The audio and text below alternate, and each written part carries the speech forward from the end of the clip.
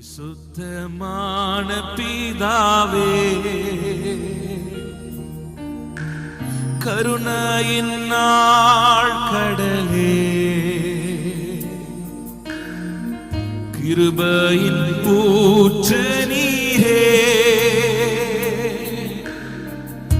ஆறுதல் அளிப்பவரே, பரிசுத்தமான பிதாவே. ஆண்டவராக இயேசு கிறிஸ்துவின் விலையேறப்பெற்ற நாமத்தினாலே உங்கள் யாவருக்கும் என் அன்பின் ஸ்தோத்திரத்தை இந்த காலை பொழுதிலே நான் உங்களுக்கு தெரியப்படுத்துகிறேன். பாமுவேலின் புஸ்தகம் 27ஆம் அதிகாரம் அதனுடைய 15வது வசனத்திலே வராக வாசிக்கிறோம். கர்த்தருக்கு அருவருப்பான காரியமாகிய தொழிலாளிகளுடைய கைவேலையால் செய்யப்பட்டதும் வார்ப்பிக்கப்பட்டதுமான யாதொரு விக்கிரகத்தை உண்டு பண்ணி ஒளிபிடத்திலே வைக்கிறவன் சபிக்கப்பட்டவன் என்பார்களாக.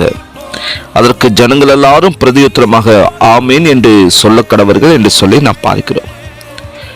கிறிஸ்துவுக்குள் அன்பான தேவனுடைய பிள்ளைகளே, சாலமோனின் குமாரனாகிய ரெகோபெயாமின் நாட்களிலே இஸ்ரவேல் ராஜ்யமானது வடராஜ்யம் என்றும் தென் ராஜ்யம் என்றும் என இரண்டாக பிரிக்கப்பட்டது. தேவன் தாமே யெரொபெயாம் என்பவனை வடராஜ்யத்திற்கு ராஜாவாக ஏற்படுத்தி, நீ என் வழிகளில் நடந்தால் நான் உன் ஆட்சியை உன் சந்ததிக்கு நிலைவரப்படுத்துவேன் என்று அவர் வாக்கு கொடுக்கிறார். ஆனால் இந்த யெரொபெயாம் தன் புத்தியின் மேல் சார்ந்து கொண்டவனாக அவன் காணப்பட்டான். கர்த்தருடைய ஆலயம் தென் ராஜ்யத்தில் உள்ள எருசலேமில் காணப்பட்டாலும் ஜனங்கள் அங்கே பலி செலுத்த போனால் மனம் மாறி தென் ராஜ்யத்தின் ராஜாவாகிய ரெகோபெயாமை சார்ந்து கொள்வார்கள் என்று மிகவும் பயந்தவனாய் காணப்பட்டான். இதனால் 2 பொன் கண்டுக்குட்டிகளை அவன் செய்து, இதுதான் உங்களுடைய தெய்வங்கள் என்று அந்த ஜனங்களிடத்தில் கூறி அந்த விக்கிரகத்தை வணங்கும்படி அவன் அங்கே ஜனங்களிடத்தில் அவன் செய்கிறான்.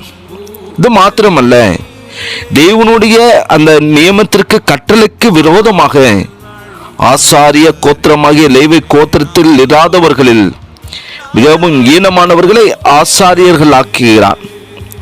தேவன் இவனுக்கு கொடுத்ததான அந்த ராஜ்யத்தை தன்னுடைய புத்திக்கு எட்டியபடி கர்த்தரை விட்டு ஜனங்களை அவன் தூரப்படுத்தினதனால் ராஜ்யத்தை காத்துக்கொள்ளலாம் என்று சொல்லி அவன் நினைத்தான். அதனால் கர்த்தருக்கு முன்பாக மகா பயங்கரமாக அவன் பாவியாக மாறினான். தன் வழிகள் அருவருப்பானவர்கள் என்று அவன் அறிந்த போதும் மனம் திரும்புவதற்கு மனதில்லாதவனாக நித்திய சாபத்தை அவன் சம்பாதித்துக் கொண்டான். கிறிஸ்துவுக்குள் அன்பான தேவனுடைய பிள்ளைகளே, தேவன் மகா பரிசுத்தர். அவர் அசுத்தமானவைகளும் அருவருப்பானவைகளையும் அவர் வெறுக்கிற தேவனாய் காணப்படுகிறார். நாட்களில் நம்முடைய தேசமானது இப்படிதான் காணப்பட்டு கொண்டிருக்கிறது. அசுத்தத்தினால், பாவத்தினால், பாவக்கட்டுகளினால் நிறைந்து கொண்டிருக்கிறது. தேவன் பரிசுத்தமுள்ள தேவன் சகலவற்றையும் பார்க்கிறார். இந்த உலகத்திலே வாழ்ந்து கொண்டிருக்கிற நாம் பரிசுத்தமுள்ள தேவனை நம்முடைய உள்ளத்தில் கொண்டவர்கள், நம்முடைய வாழ்க்கையில் கொண்டவர்களாக நாம் வாழ வேண்டும் என்று சொல்லி பரிசுத்த ஆவியானவர் வாஞ்சிக்கிறார். சகல விதமான விக்கிரக கோட்டைகளும் சகல விதமான அசுத்தமான காரியங்களும் நம்முடைய தேசத்திலிருந்து முற்றிலுமாய் அகற்றும்படியாக தேவனுடைய பாதத்திலே நாம் நம்முடைய தேசத்திற்காக நாம் ஜெபிப்போம். எல்லா விக்கிரக கோட்டைகளும் உடைக்கப்பட வேண்டும். தெய்வ நாமம் மகிமைப்பட வேண்டும்.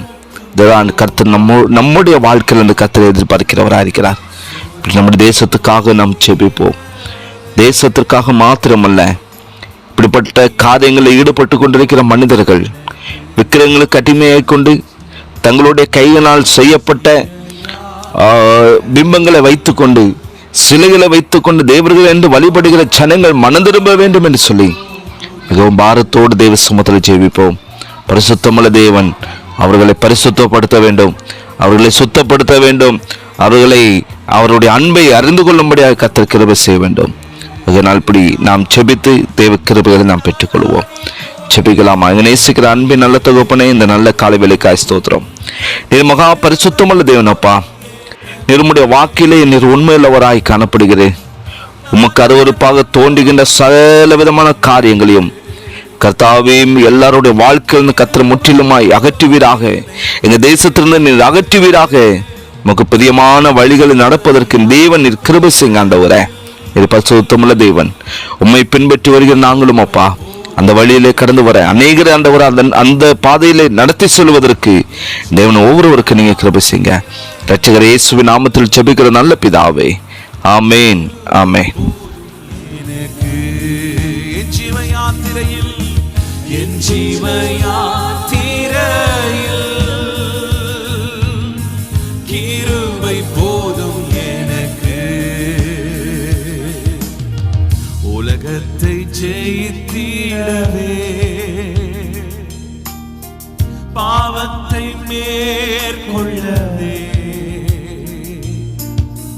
சத்ருவை எதிர்த்திடவே கிருபை போதும் எனக்கு. எல்லாரும் சொல்லலாமா? உலகத்தை ஜெயித்திடவே